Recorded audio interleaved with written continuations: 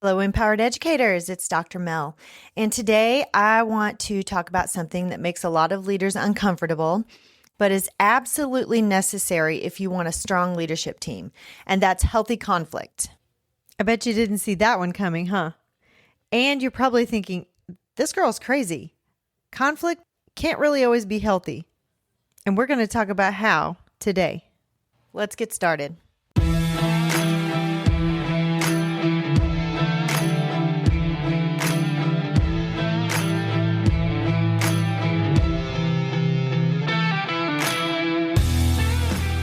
Hi, friend. Are you ready to move into a leadership position? Do you have interests and ambitions that you want to pursue, but feel like you don't know how to take that next step? Maybe you want to start your own coaching or consulting agency. I'm Mel, and I help educators define their career path through correct mindset, knowing your options, and getting prepared for your career transition. I will show you how to level up your leadership skills, share your expertise in a new way, create impact on a larger scale, and put your leadership in motion. As an educator for over 20 years, I started to feel underused and like I had more to give. I knew when the time had come for me to leave the classroom and affect change on a larger level. Now, I'm ready to help you determine where your talents and skills mesh with your passions and interests, put your leadership in motion, and move into that next phase of your educational career journey. Let me help you define your career path by having the right mindset, knowing your options, and getting prepared for that next leadership position. So power up and put your leadership in motion. Welcome to episode 193 of Empowered Educator. I cannot believe that I am so close to 200.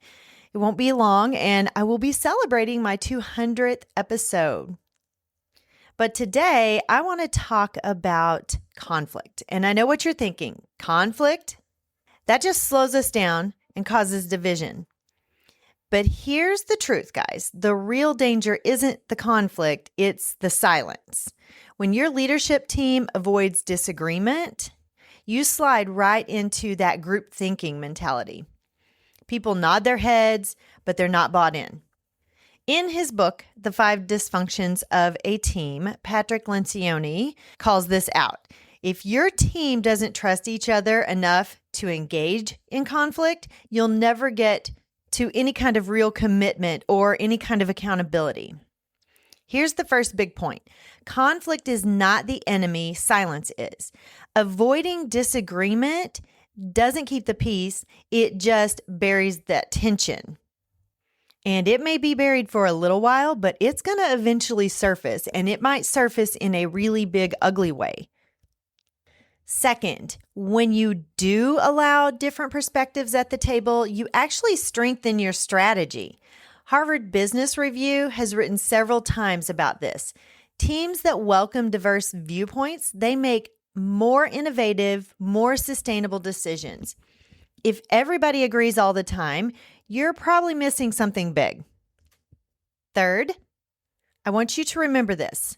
Pushback builds trust, not division. Think about it. If I care enough about our mission to respectfully challenge your idea, I'm showing commitment, not disloyalty. Crucial Conversations by Patterson and his team talks about this so well. High-stakes conversations handled with respect and curiosity actually deepen relationships, not damage them. And that is one of the things that I'm very proud of on our team. We really do a good job of handling conflict. We push back, but we say, I'm going to push back here. And we do it in a very respectful way. And a lot of teams get this wrong because they confuse disagreeing with being disagreeable. You've got to separate the person from the problem. Douglas Stone and Sheila Heen say this very beautifully in Thanks for the Feedback. Feedback or disagreement isn't about who you are. It's about moving the work forward. It's about doing what's best for kids. If your team can hold on to that mindset, you'll get stronger with every single meeting, every single debate. And finally, as the leader, it starts with you. You've got to model healthy conflict. Ken Blanchard talks about servant leadership and staying grounded. When you stay calm, curious, and open in conflict, your team sees that it's safe to do the same. If you shut down or get defensive, they're going to follow your lead there too. At the Strategic Leadership Conference that I just attended, I learned that conflict is okay. It's healthy to have conflict. It's actually warranted because you grow when you have conflict. And people think that conflict is a bad thing, but it's not. It's really kind of playing the devil's advocate on both sides, and you're seeing every perspective. You're calling out the problems within something, because if everybody says, oh yeah, that'll work, and nobody thinks about what might not work, then that's where the problems set in. That's where failures happen. And you don't want failure just because you're scared to push back just a little bit. Patrick Lencioni was one of the authors that was referenced several times during the conference this past week.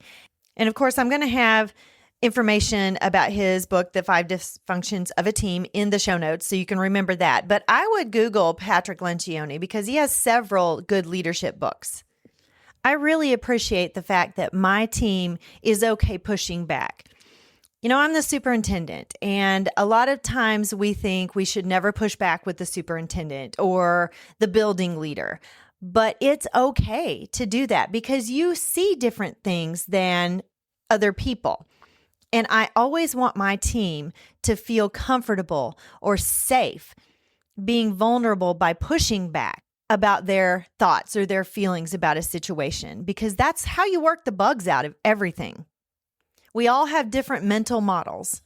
Those different mental models helps us open up our minds to explore other possibilities.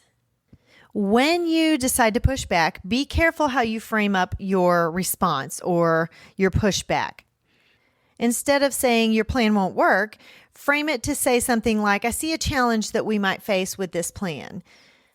It's the same idea, but just a little bit of a different tone. And it keeps the focus on the work, not the person.